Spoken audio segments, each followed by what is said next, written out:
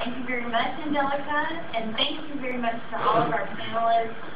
It was so wonderful that we could have a diverse group of companies, and we have, a very mature telework program, a new telework program, and then a telework program that's been around for several years and it's still growing. So, questions now. Anyone have any questions? Yes. I was just going to ask for Assurant, you have not sent your customer care folks to work on or telework. Sort of what are the things that needed to occur? I know you don't it's going to soon. What is it that needs to occur for those folks and what they do to be able to go to work and not work that way? Well, it has to do with technology, and I'll let Jack Peden from our group answer as far as the voice and where we are with that. We're currently, part of the reason we were able to increase to double our teleworkers in our site this year is because we rolled out a new system based on vWorkspace, what we used to do on Citrix. Windows 7, concurrently we're rolling out voice over IP for customer care, which is a requirement for the system. So once we get VoIP rolled out, we can roll it out.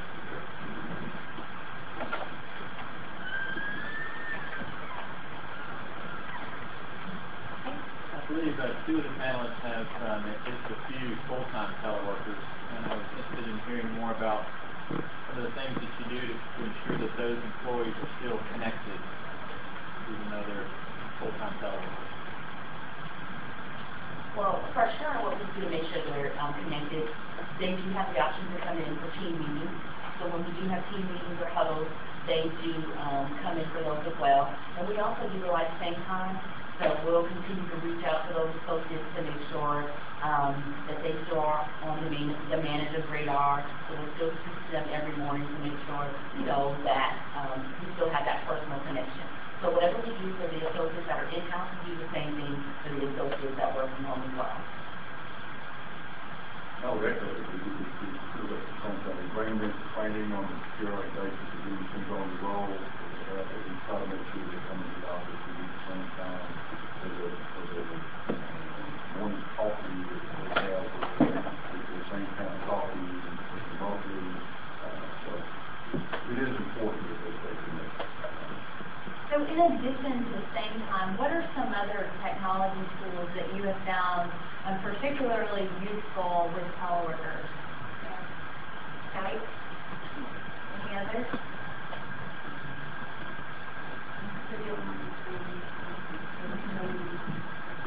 And I'm sure some of these are tools that you used within the office before they were even teleworkers, but they may enhance the teleworking experience as well.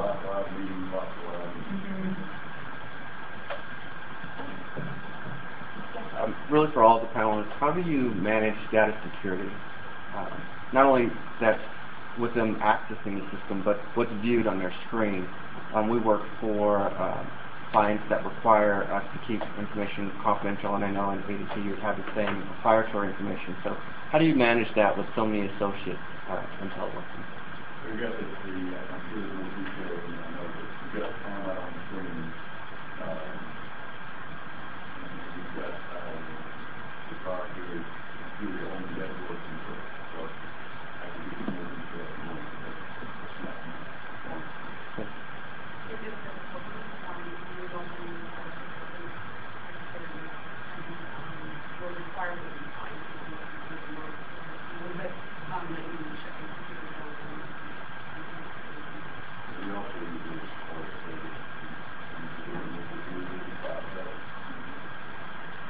I did have another question. Did you have to get your client's permission or buy-in into having teleworkers work with their information?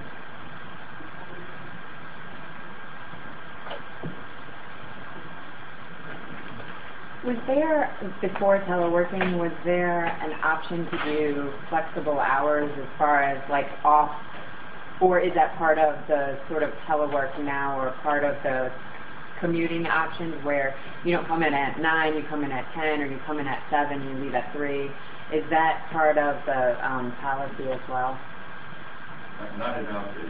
We do have two definitions. We have a home shore person, which is home full time, and they don't have it on the team.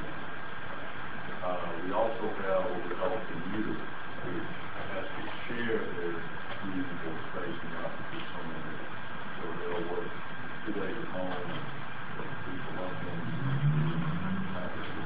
those opportunities. As far as flexible working, it's really up to the manager and the department level to allow that type of flexible working. We also have 4-day week people in certain areas that work nowadays.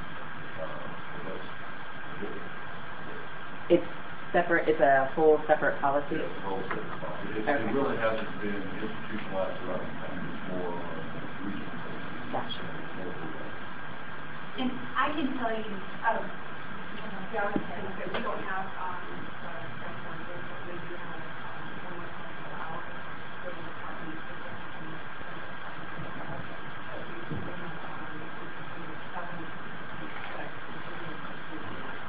We try to make them important.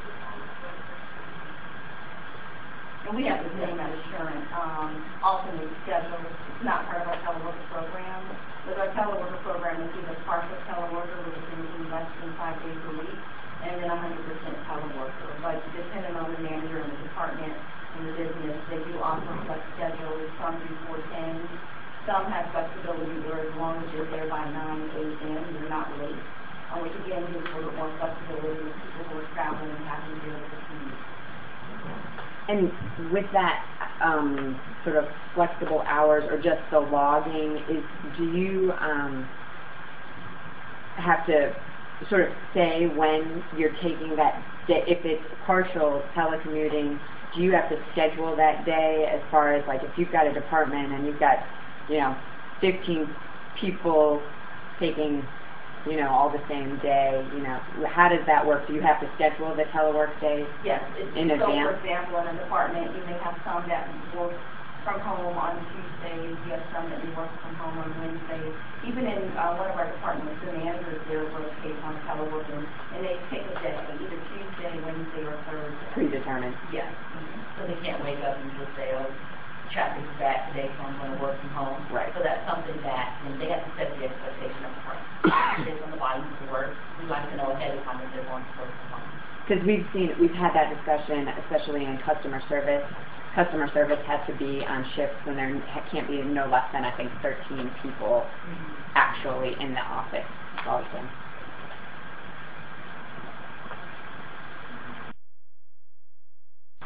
I'd like to hear some from ista and ADP, I know Assurant already covered it, but how you expect teleworkers to pay for their own cell phone minutes, laptops, ergo chairs, just the basic setup. I was watching the other day. I like Assurant's policy there. When we first go out, I'm kind of wild on focus. When we first came up with this, we suggested at one point that maybe the people that telework got more pay. Because when you, that's reaction. Because when you think about it, when you turn the clock, the money that they save is huge, right? But we took the other approach. We basically get no less pay. If you ask for an ergonomic chair, we require you to have space like everybody else, but we will buy the chair. We do pay for the DSL line. Oh, you do? Yes, we do. Pay for a phone line. The assumption is you don't have to have a phone line, you don't have to have DSL. Yes, you do. So by us asking you what's home, you have to have those things. And we love you have employees in California, you have to have on-site inspection by an agency to make sure that the ergonomically satisfactory for the technical. So it's a couple $100 to have someone come out and inspect. You can. We don't have, we do not cover any of these because they don't have a laptop, and they don't have a home computer with a basic computer that can they have to pay things like that. Most, a lot of our employees have laptops, so it has been an issue, but we have somebody working that works after hours. They just call it an anyway, and during the week, my computer is busy, and then we don't have to so we work from 8 to 4.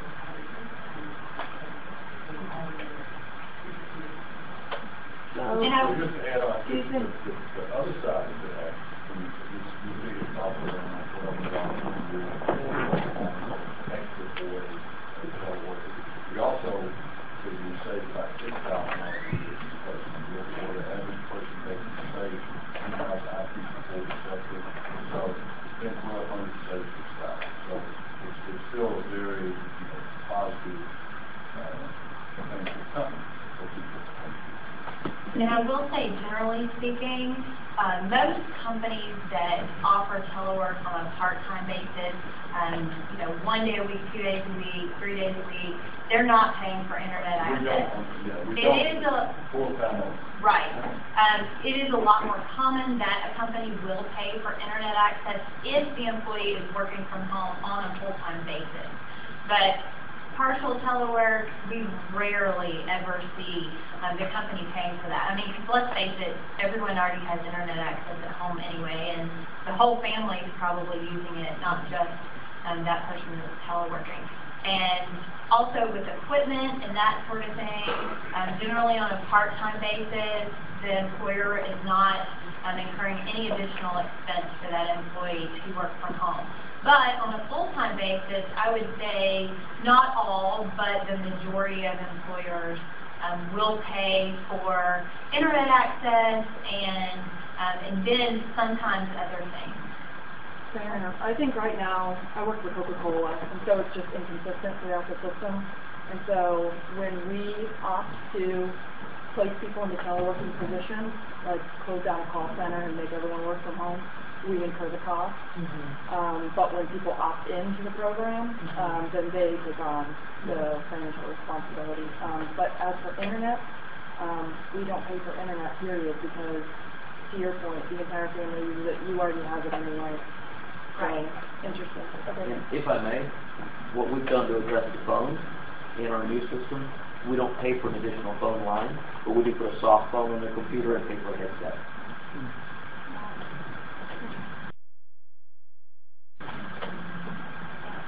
This is an HR question, but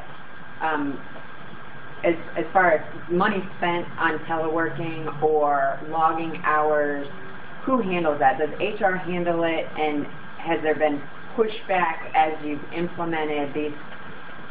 My biggest pushback does come from HR on who's going to log this, how productive are they, who's tracking this, and then the money you do spend, this is sort of a two-part question, the money you do spend on teleworkers, can you write it off and have that sort of pre-tax, like the $1,200 you spend, is that pre-tax towards the log your commute sort of, I think it's 132F tax code, pre-tax benefits for the Well, to business? add a clarification, when you say log, are you talking about their payroll hours, or are you talking about their hours logging for their commute, or? Kind of both. I've heard from sort of Clean Air that the best way is to log the commute so you can track it, and that and Clean Air Campaign can get money back to Clean Commutes, and that's an HR question. And so how does HR handle that? As far as my question I get from HR is, I don't want to track it because that's more hours for me. And I say, okay, but we can write it off as a pre-tax benefit. So, if I may address that, because you just touched on three different okay, things. I might have One is our website, logyourcommute.org, which is a website that we encourage everyone that takes any kind of clean commute to visit that website daily or at least weekly and log all of your clean commutes. And we can provide your organization with reports of the type of clean commute that everyone's taking, the savings of the clean commute in regards to emissions and dollars. And you also mentioned 132F, which is separate. 132F is, you may have heard of it as commuter choice. That's the pre-tax transit and van pool savings and parking. So that's really only for transit, van pool, and parking. It's where your employees can have the cost of those things taken out of their paycheck on a pre-tax basis. which if you'd like more information about that, we can certainly help you with that after this. And I believe you also touched on $1,200 with tax savings, and there was a Georgia Telework tax credit that was offered to employers, but it is no longer available. So those were three separate things that I heard you touch on that I wanted to clarify and address.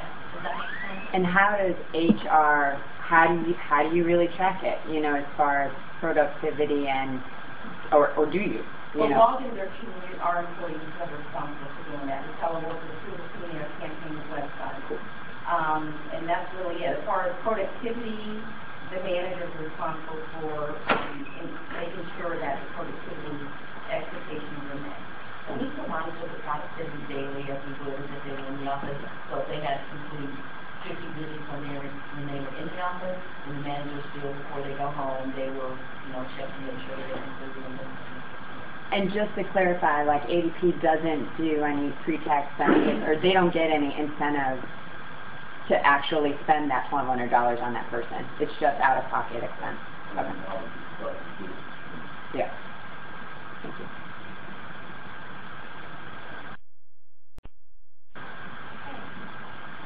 Yes.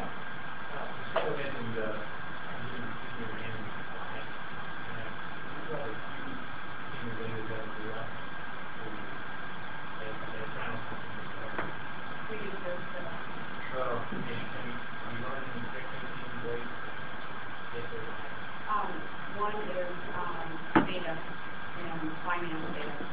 It is my biggest, I guess, tool that I use to show the number of managers and things online.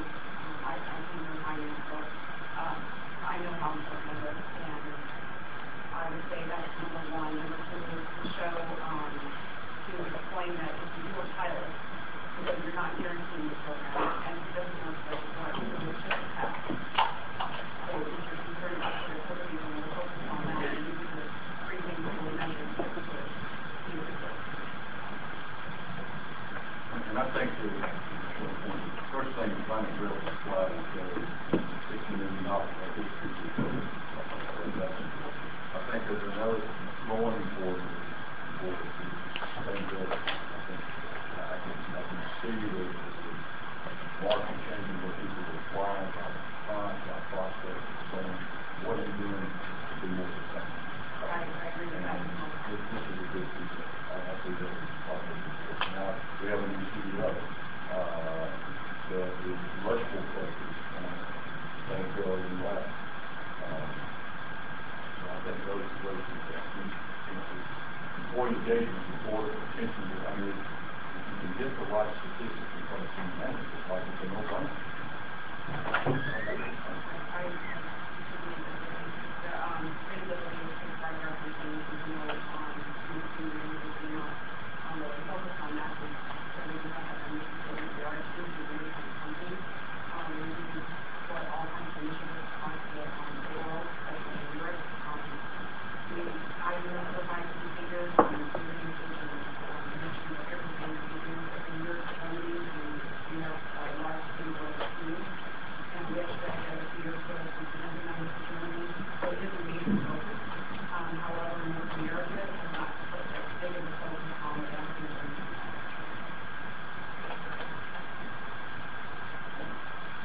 Other questions? So I'll just put a on teleworking. Do you put my time in employee fees with companies or even before they go to full-time telework? We have various lengths of time for different positions, like a profile of the worker, sometimes 2 years, sometimes 4 years. We actually have some positions that you can hire you as a teleworker your first day. It really seems on the position. And did you do an assessment on that, on all of your roles or positions? How do you get to It's kind of evolved over time. I think there's still work you can do. I guarantee you that places in my business, I have 35,000 U.S. associates. I guarantee you that places you don't have to do that you could be doing more. We've got around 6,000 fellow workers across the U.S.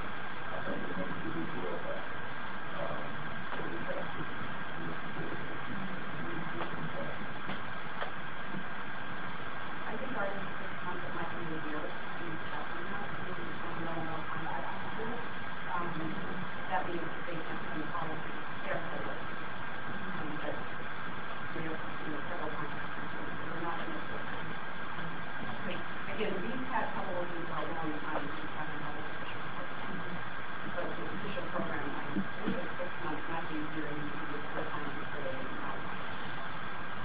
So just to note from experience, we've got a larger workforce in the north side. Here's we get not long ago, we have on most of them 20%. That's kind of our target. But if you go to a manager, especially one that's not particularly advising telework, and you say, look, you survey your group, how many could be teleworkers, they'll probably come back with 2%. If you go in and say, you got 400 people in this space, we're going to renew the lease. Oh, well, we're going to renew for 200 people. Then I would say 50%. Maybe it's Tony, but we've done that before, kind of not aggressive, but that's what's kind of happened. And a year later, you go back and people are happy.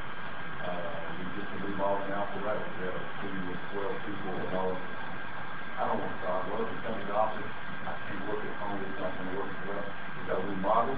You can go home for a month, and then we're going to bring you back. Only 2 of them come back. So,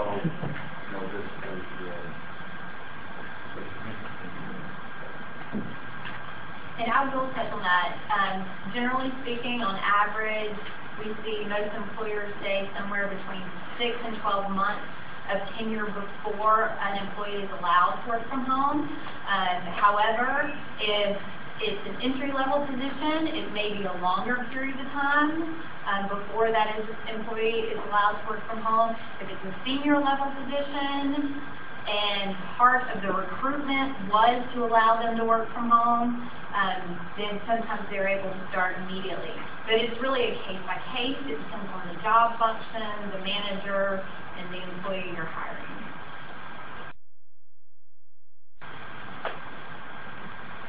Any other questions? I was going to say, I think the best thing to say is, it really should be the manager's discretion. And let's say, really managing all the requirements that they have to have. There should be general guidelines, but really a manager knows their team, and a manager knows the difference and how many days and if they need to consecutive days or they can't do consecutive. They have to pick a day every week. I mean, it's different for every group. I would have general guidelines and then let it be manager discretion. Yes, and that is something that we certainly recommend, that telework should always be a management prerogative. The managers need to take ownership of the program. And as we have discussed today, not all managers are on board in the beginning, but it's even been touched on that usually after the program gets started, those managers tend to have a change of heart. They see, the morale improves in those departments that are allowed to telework, the productivity improving, and just an overall better and more well-functioning department when they're allowed to work from home. And so a lot of managers do have a change of heart after they see it started. I know Assurant touched on absenteeism, but Matt and Michelle, have either of you noticed a reduction in absenteeism from those that are able to work from home?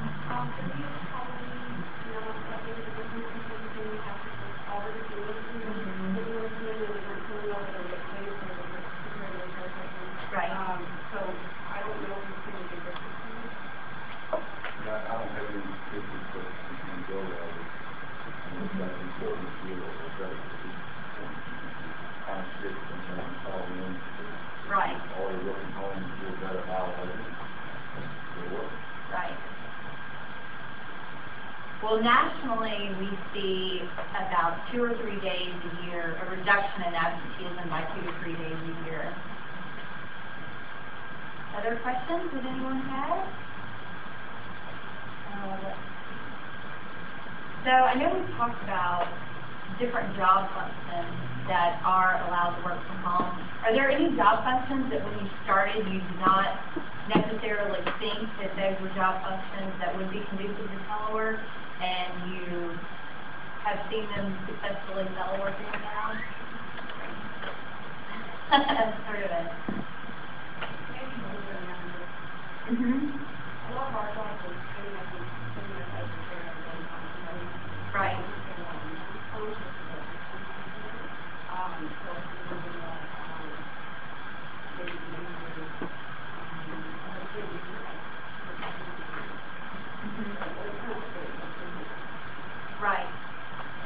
Well, you know, that's a question that we get all the time is, are the managers allowed to telework? And a lot of organizations, in the beginning, for whatever reason, feel that the managers should not telework. But if they can manage their employees while they're working from home, then they should be able to work from home and manage the employees while they're in the office or working from home.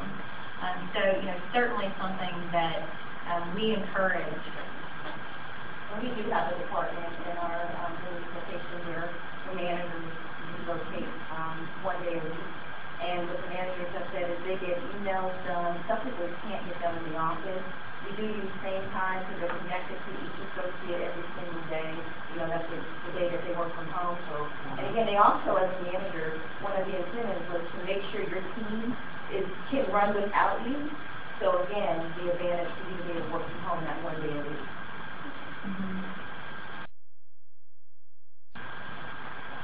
Is this the only clean commute option you offer your employees, or is it tied in with other clean commute options such as carpool, bike share, rental? Like, is there other things going on at your company? Well, we do the Clean Air campaign. Again, our employees are responsible for logs their alternate way to work via the Clean Air campaign website. So if they're carpooling, again, they usually log their number of days that they carpool, or if they're taking public transportation, they do the same. But the responsibility is on the employees to do that. You don't have any other official clean commute options? No. Okay. I think they encourage all clean commutes, and you know, when we work with organizations, of course, we encourage you to encourage all commutes, but it really is up to the employee whether they carpool or take a van pool or ride transit or bike or walk. So that's really commutes that they determine themselves if they're going to take advantage of that. And then, you know, teleworking compressed work week is something that the employer has to improve and their manager has to be behind. And I know earlier you had asked a question about are employees allowed to telework and work a compressed work week. And it's, you know, once again, it's one of those things that really depends on the job function. It depends on the department. We have seen a lot of success. I know that there are a lot of state agencies that both telework and work a compressed work week. The Atlanta Municipal Court, they've had a lot of success with working a 4-day work week and teleworking. So their employees are driving in 3 days a week. They have one employee that drives all the way in from Duluth. And apparently she's an excellent employee, and they've been so happy to retain her. But, you know, really the only way they've been able to retain her is the fact that she only has to drive in 3 days a week because she teleworks 1 day a week, and then she has the 4th day off. So your companies don't incentivize at all, like any kind of clean commute, like give a discount on MARTA passes or anything like that? We did one to run for. We have several employees that like to do You have showers? And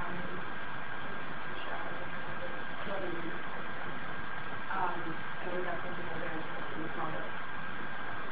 We have, in Salt Lake City, we have an office that has public transportation. We gave everybody in Salt Lake City.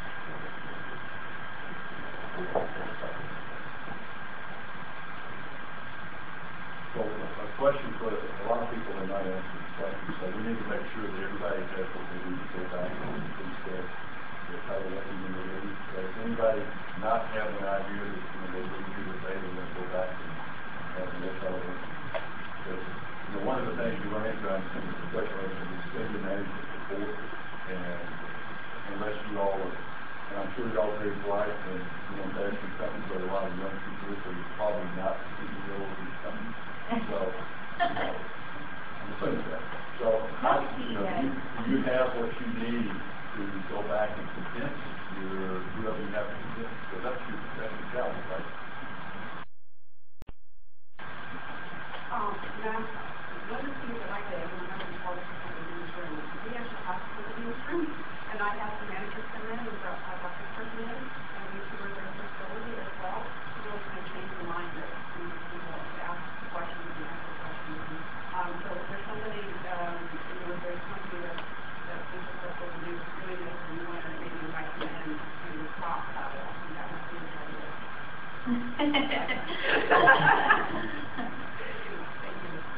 And if you're not sure who that would be, the Clean Air Campaign would be happy to suggest someone. And that's how I found out. I mean, Clean Air Campaign is awesome. And we are also happy to sit down with management, any level of management, whether it be your senior level of management, and discuss telework. We have a lot of examples we can bring to the table. Obviously, we have a lot of people that have implemented in their organizations that would be happy to attend as well.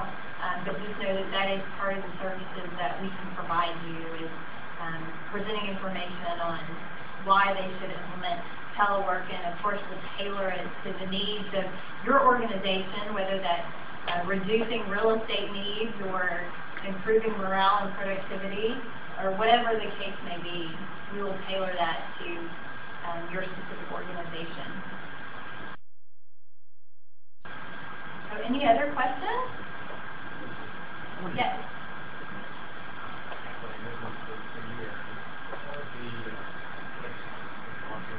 Mm-hmm. We have a number of employees that would like to enter that information without no benefit,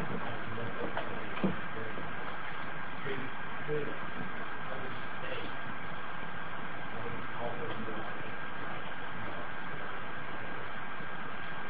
Well, Mike may be a better person to answer this question, but we are funded within the state of Georgia. We just work within the state of Georgia, and that is part of what limits us with offering that website outside of the state.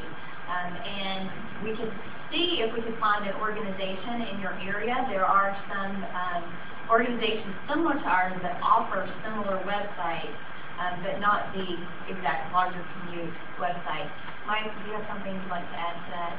We would like to talk with you and see if we can work something out. But we do have some restrictions since we use state dollars to build that system. We're somewhat restricted to do what we do just within the state. Okay. Anything else? Mike, wasn't there something I was just going to mention our Telemanager of the Quarter award. What really makes these programs work is middle management. They embrace telework and allow their workers to telework, and if they do a good job managing, it makes the program successful. So a couple of years ago, the Clean Air Campaign started our Telemanager of the Quarter award, and basically we allow teleworkers to nominate managers who have done a great job of both managing teleworkers, but also great jobs within their companies to help start the telework programs and make it be viable. And so from time to time we go out and ask for nominations, and Georgia Telework Week is always a good time for us to do that. So just want to remind everybody you can go to our website. We'll also make sure you get a link and an email as a follow-up to this. But we're open for nominations now for Telemanager of the Quarter. And we usually select 3 or 4 managers in Georgia and go out and recognize them for what they've done in their companies in terms of enabling telework.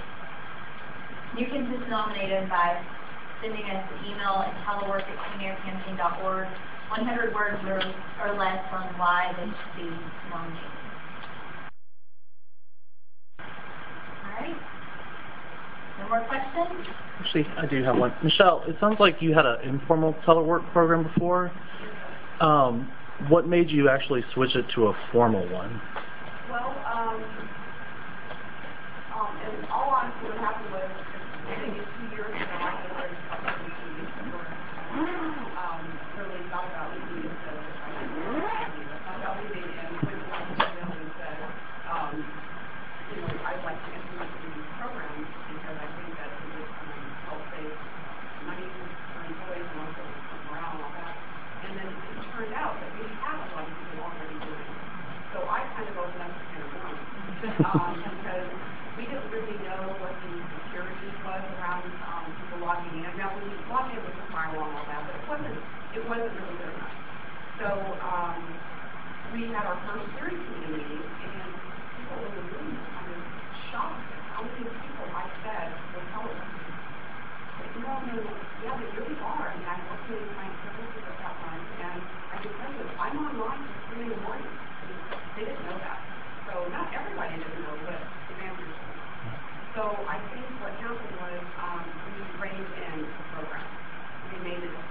we make everybody use our tokens, we didn't sign a document, I think we just took what was already happening and made it digital, and also opened up to people that weren't teleworking. Like we have a large QA or television department, and we have, I believe, everyone but the focus now. So it's been a good thing. It's kind of shown our security issues. I'm still not quite sure that we have that many, but we've locked them down. If I could add to that, teleworking is a little bit like a kind of grassroots after you get started. It is informal industry. And when you really want to take it throughout the company, you need some structure. We have done the same thing. We still got back up and on chairs for people to telework. For the first 20 years, we do that.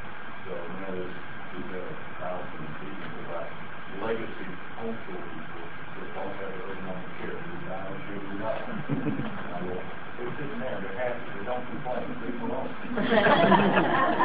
But, they do. But eventually, when it gets bigger, it's that, you have to have a structure and some policy. We have your line sign up with food, all the things that if you really want to get the full benefit of it, you need to keep it contained. You got to have structure, and we've gone from, full to push. Now we've promoted, we have webinars, and we've created some little vignettes and trying to get through for clean air conditioning about the teleworkers get a 5-minute skill of why teleworking is so great. We've got a whole bunch of people doing that. We've got on our website, so people get to know them, people want to see. So to really get the full benefit of this job, and we have noticed, or we've learned that organizations that do formalize their programs have much more efficient programs, much more effective and productive programs, and it's just to put those rules and structures and a policy around it, it really does make it an overall better program for the organization. They get a lot more out of it. Because really, in actuality, if your organization does not have a formal telework program, most likely there is informal telework going on. In fact, I don't think I've ever walked into a company to talk about telework and they did not have informal teleworkers. And sometimes they are shocked to find out, the people that we're meeting with, and we start talking to different managers in different departments, and we find that 70% of their departments already working from home. So it helps protect the company as well. Have this rules there. Anything? Yes. Talked about space a little while ago, so I hear a lot of telework, and they're also asking the team about training, staffing, and whatever. Working in different offices, from the home space, time space of people that come to the office as well as we do, and we have, I heard from the Mission Post,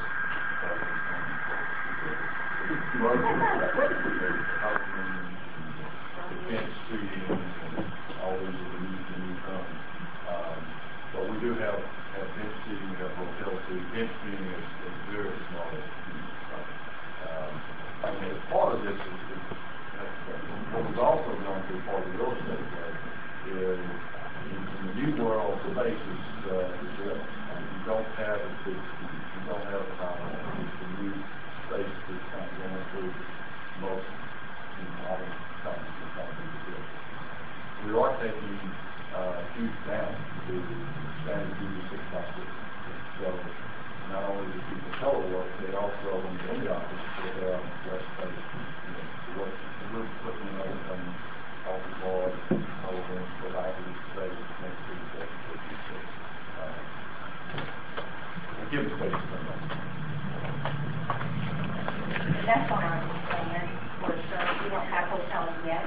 Space is an issue, which is one of the reasons why we don't have it yet. But as we continue to work from home, the plan is to have an area where they'll have real spaces where they just plug in and come in.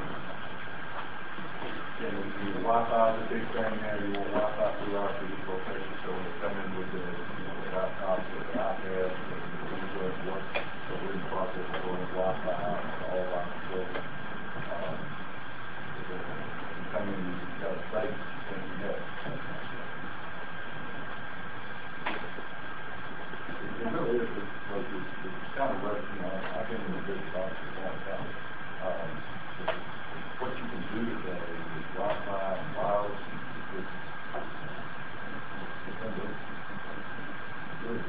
and you still got it. I believe in, what you do is, what we call them, max, some kind of thing, space out. Space out, right. Yeah. Yeah. So, I mean, you're using somewhat personal, but businesses, what I've seen, not really taking advantage of that.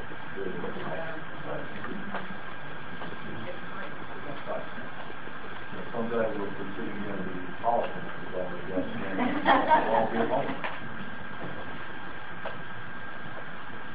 So this question's more for you, Erin. Do you have a large repository of sample language we can utilize for policies and agreements and toolkits and? Yes, we certainly do. We have sample policies, agreements, we have case studies, we have sample teleworker, telemanager surveys, we have home office safety checklists. Really, we have a plethora of tools that are available to you, and it's whatever you need. And, of course, we can come in one-on-one and help you determine what all you need and provide you this information for you to utilize. What about benchmarking data for other large companies in the metro area? Well, we have information that we can provide on other companies, challenges, how they've overcome them, statistics from today, and we can also help you by conducting focus groups. Generally recommend doing focus groups after a pilot period, and we will come in and conduct those with teleworkers and with the telemanagers, and we will provide you a report afterwards and provide you recommendations on how you can improve the program and let you know what is already very successful with your program. We can also survey the teleworkers after a period of time and the managers. In fact, the numbers that were presented earlier by Elham, those are results of our typical survey that we do with employers after a telework program has launched. And that data was from the last couple of years. Every couple of years we do that. So we have several sets of those summary of findings, benchmark data from employers in the metro area. And you're welcome to all that. Okay. I believe everyone has an evaluation form. If you would complete that before you leave. And any questions that you come up with, please feel free to contact us.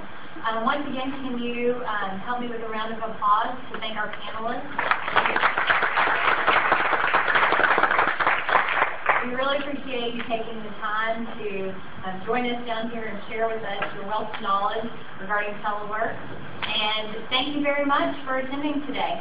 I hope to see a lot of your faces soon.